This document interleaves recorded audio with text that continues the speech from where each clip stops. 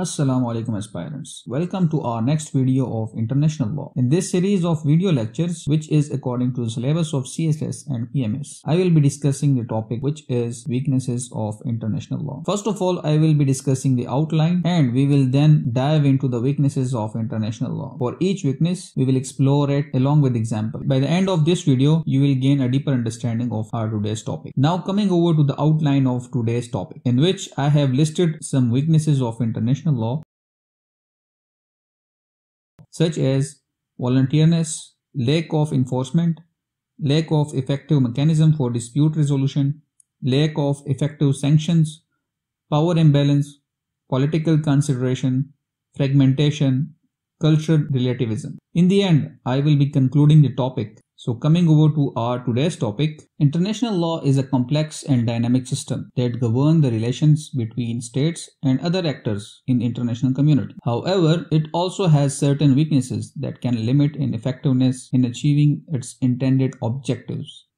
Now, coming over to the first weakness of international law, voluntariness. International law is a volunteer system and states are not legally bound to comply with it unless they have specifically agreed to do so, though treaties or other agreements. This can make it difficult to ensure compliance with international law, particularly when state has competing national interests. A practical example of weaknesses of voluntariness can be seen in the United States' decision to withdraw from Paris Agreement on climate change. Despite the overwhelming international consensus on the need to combat climate change, the United States, as a governor state, decided not to comply with the legal binding obligations under the agreement. Now, the second is lack of enforcement. International law doesn't have a centralized enforcement mechanism like domestic legal system. It relies on states to enforce its rules and norms, and this can make it difficult to ensure compliance and hold states accountable for violation. A practical example of the weaknesses of lack of enforcement can be seen in the ongoing conflict in Syria, where multiple states have been unwilling to comply with their legal obligations under international humanitarian law. Despite numerous reports of war crimes and crimes against humanity, there has been a lack of an effective enforcement mechanism to hold those responsible accountable. The third is lack of effective mechanism of dispute resolution. International law doesn't have a comprehensive system for resolving dispute between states. While there are international courts and tribunals that can hear disputes, they have limited jurisdiction and are not always able to resolve disputes effectively. A practical example of the weakness of lack of effective mechanism for dispute resolution can be seen in the ongoing dispute between India and Pakistan over the Kashmir region. Despite numerous attempts to resolve the dispute through domestic means, the dispute remains unresolved, and the lack of an effective mechanism for dispute resolution has been a significant obstacle. Next is lack of effective sanctions. International law doesn't have a wide range of sanctions or penalties to enforce its rules and norms. This can make it difficult to change the behavior of states that violate international law. A practical example of the weakness of lack of effective sanctions can be seen in the ongoing human rights crisis in North Korea. Despite numerous reports of human rights abuses, the international community has been unable to impose effective sanctions to change the behavior of North Korean government. The next is power imbalances. International law can be limited by power imbalances between states. Stronger states may be able to shape the development of international law to their advantage and to the disadvantage of weaker states. A practical example of the weaknesses of power imbalances can be seen in the way the United Nations Security Council operates. The 5 permanent members of the Security Council, China, France, Russia, the United Kingdom, and the United States, have veto power, which can be used to block any resolution regardless of the support it may have from the majority of the member states. Political consideration. International law can be limited by political consideration of the states. State may be unwilling to comply with international law if it conflicts with their national interest, which can be influenced by political consideration such as domestic politics, economic considerations, and military considerations. A practical example of the weaknesses of political consideration can be seen in the way that the United States and other Western countries have been reluctant to take action on the issues such as human rights crisis in Saudi Arabia due to their political and economic ties with Saudi government. Now, the second last is fragmentation. International law is a complex and multifaceted system, and its rules and norms can be fragmented and inconsistent. This can make it difficult to understand and apply international law effectively. A practical example of the weaknesses of fragmentation can be seen in the ways that different international international treaties and conventions deal with issues such as the protection of the environment. There are many different treaties and conventions dealing with specific aspects of environmental protection, but they often lack coordination and consistency, which can make it difficult to understand and apply international law effectively. And the last is cultural relativism. International law is based on a Western legal tradition, which may not be fully accepted or understood by other cultures. This can limit its effectiveness in non-Western society. A practical example of weaknesses of cultural relativism can be seen in the way that international human rights law is applied in